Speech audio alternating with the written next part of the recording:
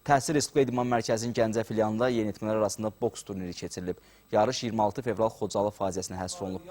Birinciliyin açılış mərasimində çıxış edən mərkəzin direktoru Xəyal Hacıyev Xocalı faciəsinin bəşər tarixinin ən dəhşətli soyqırımları sırasında olmasından danışıb.